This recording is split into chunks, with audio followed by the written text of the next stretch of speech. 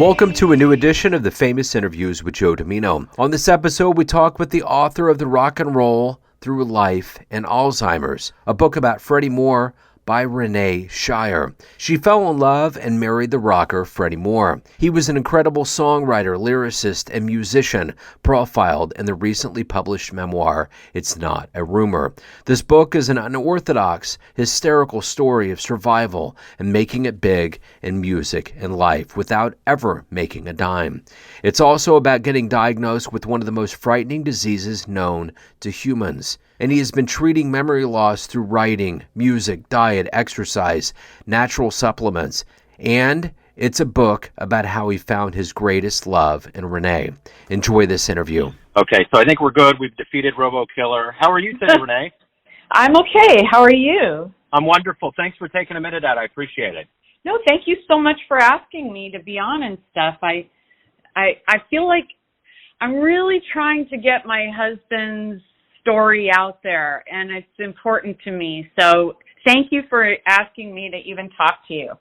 Yeah, I think, I've been really kind of pigeonholed in the jazz world for a long, long time, and I've branched out to this new community, and I'm so happy to do it. There's so many wonderful stories, and it's wonderful to do. So what I want to start off here with, before we get into the story and the writing of the story and his life, is I want to know what your role is in this story so that the audience has a proper context as we move forward. Well, my husband, Freddy Moore, he's a huge part of my life, and I think he's a force of nature. And he was an incredible songwriter. So I'm a big fan. I'm a musician too because of him. And because he taught me how to play guitar and his whole songwriting process, and he's just amazing. So when he got Alzheimer's and he started forgetting things, I said it's really important to document his life, to get these stories down before they disappear completely from his mind and from everybody's. I want to, even though he didn't make it big, famous or anything, I just wanted his stories to be preserved in this book. So I made it happen. It was a lot of work. It was a lot of money, but I was determined to have his story recounted in this book. Because I think his music is important too. I think his music, his story, and then just awareness of everything and how the disease kind of ravages one's mind, and especially someone with an incredible brain like that. Yeah, absolutely. No, that's a great story. So before we get into how the idea came about and the journey to actually getting this to be published, how did COVID affect you? How did COVID affect the life that you live and the way you view the world now that we're coming out of it? Well, one of the ways it affected me is I moved my husband into a memory care facility back at the end of 2019. And so when COVID hit, I couldn't see him for a long time. And they wouldn't let me because they had so many cases there. The facilities are the worst hit. And so I wasn't able to see him for so long. And the book was getting, the whole book process got, delayed. We didn't even get to launch the book until 2021 because nobody was working. We never got to have the signing. We never got to have, any of it because of COVID. Talk to me a little bit about this journey. What gave you the idea? And I think there is a notion for people that don't write or publish that, there's this timeline that probably isn't accurate because it takes quite a while. Talk to me a little bit about the beginning and how long it took for this to actually become a product. Okay, so he started when he retired early because his memory was kind of getting bad a little bit. It was early stages. And he started writing his stories on Facebook, like just to his friends and people who used to be fans of his music. And so he would just write these stories, and every day somebody would say, God, I love these stories. This is a great story. I love this stuff. What can we do? And I don't know if you know about the NAMM show, but the NAMM show was going on at that time, which is it's like the computer electronics show for music. Okay, so we went to the NAMM show and we talked to this guy who publishes music, music books to write to like play music from, like song books. And at the time, he said, I'm kind of branching out into writing a book about artists, like biographies. And he was working with Eric Burden from the Animals. And so he gave me the idea that we should write a book. And he didn't want to spend the time because we would have had to pull all the stories out of my husband. So I went to the LA Writers Group. We interviewed a bunch of co-writers. And they just came here. One of them that we really liked, Shannon, she came and she started writing all these stories. It took years. I mean, we're talking 5, 6, 7 years to finally come to fruition.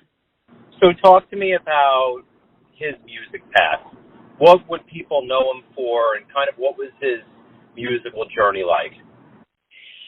Well, he was, highly influenced by the Beatles, and, he just started writing songs. He took music lessons, and then he didn't like it. He just taught himself, so he's self-taught.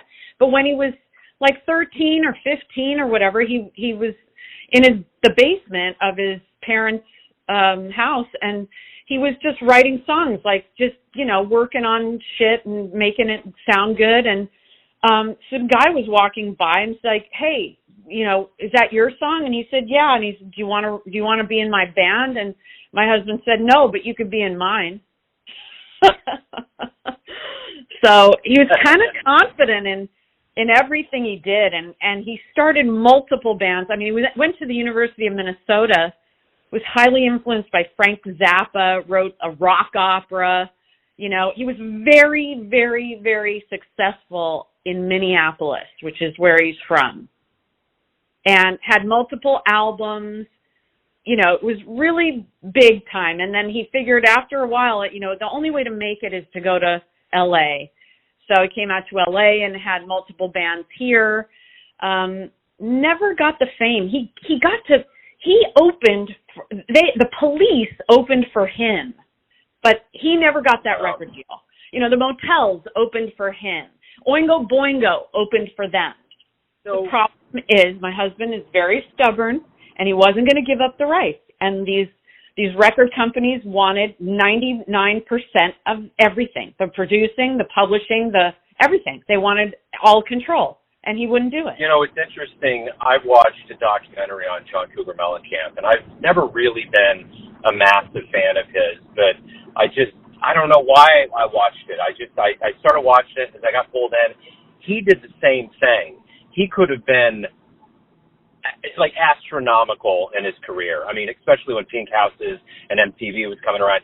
He had every wherewithal, and it was the same thing with him. He told these companies he wasn't going to do it, and he ended up doing things on his own, and it was a really hard path for him.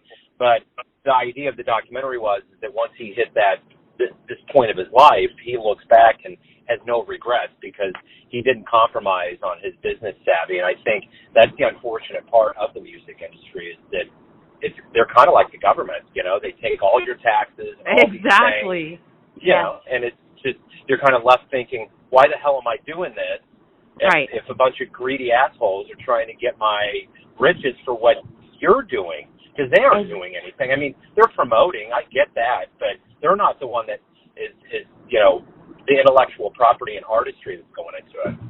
Exactly. That's exactly this case. And, there's a bunch, even in the book, we list all these contracts and all these things, deals he was offered and all this stuff. But, it was basically, you get maybe 10% and we own your songs.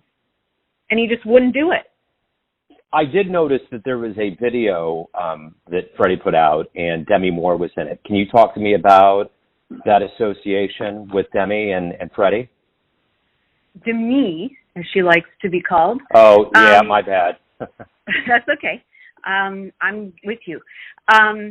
She was friends with my older sister. They actually went to high school together, Fairfax High School, and I went there too later because I'm younger than them. But anyway, so Dimmy and my sister were friends, and Dimmy went to see this band, and she fell in love with Freddie at that moment.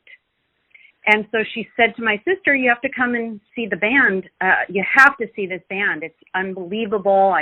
He's amazing. He's great. He's this. And she set her eyes on him. And so he was actually married at the time, and she was in a relationship, but she dumped her boyfriend, and he got divorced, and they got together. And then we all started to go see the band, and we were all, in like kind of groupies, but, not me because I was kind of younger. But so we would all go see the band. We would all hang out together. And Dimmy and Freddie were like madly in love. And even though she states in her book that he was like a father figure to her, which was bullshit, they were disgusting how together they were. I mean, they called each other partner. It was gross. But anyway, they decided to get married, and she was trying to become an actress, and they got married, and I was in the wedding. My sister and I were in the wedding. We were bridesmaids, and they, were married for 2 years after they had been together. I think in total they were together for 5. And then once she got General Hospital, she started making a lot of money, and she started realizing that Freddie was not going to get that big record deal, and he wasn't going to be the superstar that she had thought. And so she moved on. And I remember the breakup and everything. I mean, she was doing Blame It on Rio, and he flew to Rio to try to convince her to work things out. And she just said, no, I've already moved on. And it turns out she was already with Emilio Estevez by then anyway, from the other movie All About Last Night or something. And so he was devastated. Freddie was devastated then. And she just was moving on to bigger and better things. And then years later, people would come up to him and say, are you Freddy Moore? And he'd say, no. Because he was really shy, and he wasn't into the whole scene that she was in. Even in the book, he talked about how when he went to parties with her, they went to a bunch of things and were mingling with all these stars and stuff. And in the beginning, when she was just starting, out, and he was just bored because he was really an intellectual, and she just wanted to be a star. So she did, and that's that. What has been the reception to the book? I mean, what kind of feedback have you gotten? How does it feel now that it's out and the world's reading it? I think it's great. I feel like we've gotten a lot of good feedback. It just hasn't gotten the press or he's nobody to a lot of people. He's somebody to about 6,000 people. And that's it. So, we haven't had a huge amount of sales or anything, and I think the book would make a great movie, but, I'm biased. But, and I'm only in a tiny bit of it, but for me, it's his story that I think is so interesting, and I love his music. I mean, even if you're not a fan of his genre of music, he has such diverse music. There's so many songs. And so one of the things I had an idea for is when I was saying I wanted to write the book, I said I want each of the songs, each of the chapters to be a name of the song. Because every song he ever wrote is a story about his life. Something happened to him. And he poured it out, that emotion. He was very, shy and quiet, but in his songs that came out, And so every chapter is a name of one of his songs, and then the lyrics are at the end, of each chapter. There's a movie that came out that was called Searching for Sugar Man. Yes, I remember that. Uh-huh. That kind of, when you said movie, it's kind of like that. Like, I remember I got that album by Sixto Rodriguez on vinyl, and I've listened to him quite a bit, and he was one of those guys that just dipped under the radar. And I remember in the movie they were talking about, Dylan and these other cultural icons were around at the time and kind of squeezed everybody else out of the room. So my question to you is, if anybody that's listening to this right now, the book's one component, but if anybody wanted to get their hands on his music, and we are in this horn of plenty of digital streaming platforms and other ways, how can they listen to his music right now? Well, he has a music publishing website, and it's actually, the problem with that is it's a little outdated, but it's called demophonic.com. And if you go to demophonic.com, demophonic.com, it's his entire music catalog.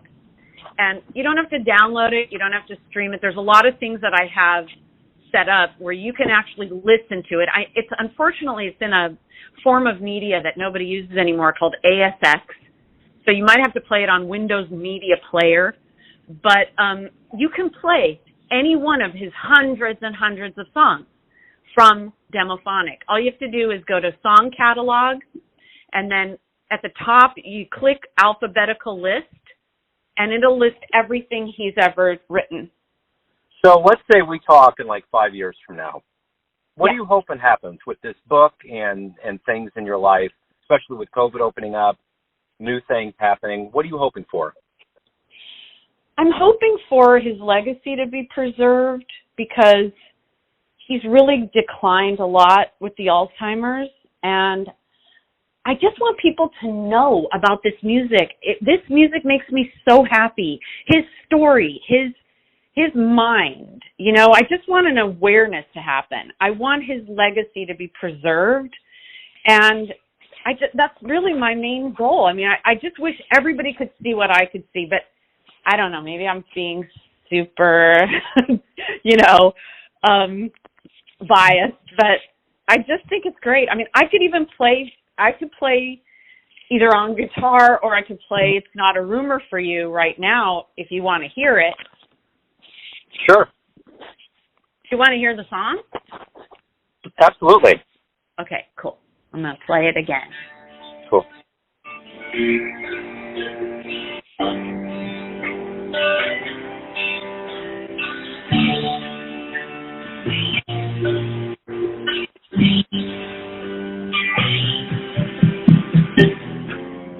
Games I play make her say the words I say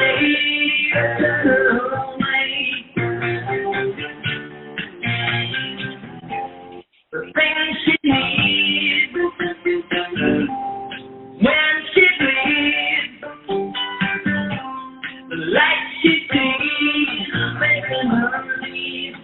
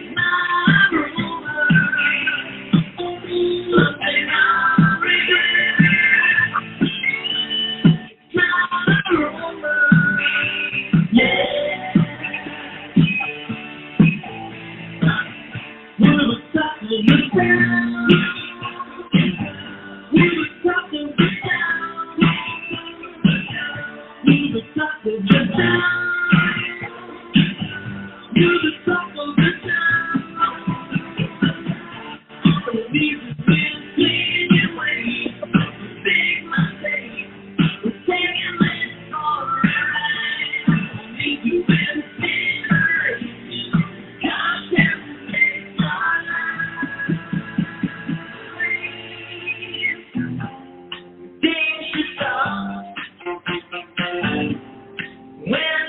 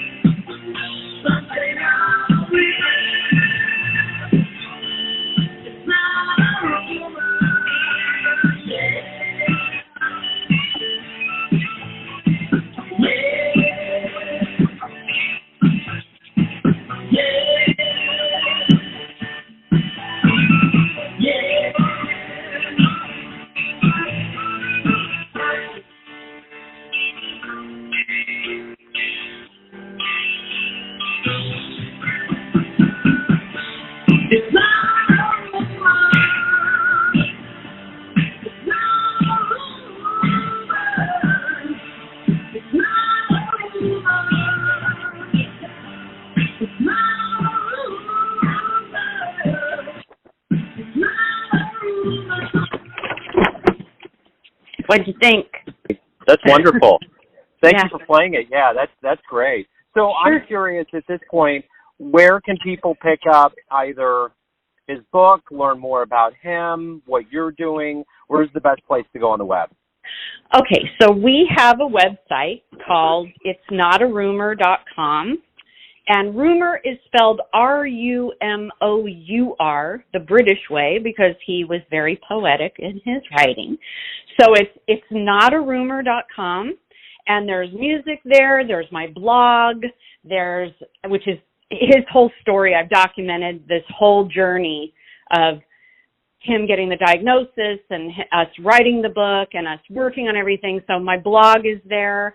And then there's other resources. You know, there's a link to his music at demophonic.com. He's also we're on iTunes, we're on Spotify, you know, with his couple of little EPs that we were able to put out throughout the years. And everything should be there. You can get the book on Amazon for just looking for itsnotarumour.com, or you can get it through the publisher, which is Rare Bird Books. And I think it's under rarebirdlit.com, and you can find his book there. And the lucky thing for me is the person who published it, I tried to get the book published, self-published, and there was just too many problems because there's a lot of famous people that he met along the way, and we had to get everybody's permission. And they, you know, some of the people we got permission, other people we didn't. So it was just too difficult to self-publish. But the great thing is Rare Bird Books is run by a guy named Tyson Cornell, and he was a fan of my husband's and the new cast and the cast, which were his bands in LA. And so he's got a publisher, and he wanted to publish it. Cool. That's wonderful. It's serendipitous. Renee, thank you for opening up. Yeah, thank you for opening up. I look forward to getting this out to the audience, and good luck with everything. Thank you so much. I really appreciate you inviting me, and I look forward to everything we hear from you, too. Thanks for tuning in to another famous interview with Joe Dimino, where we cover the world of art, literature, and music around the globe. If you want to hear more interviews, visit the Famous Interviews with Joe Dimino channel on YouTube. Thanks again for listening, and until next time.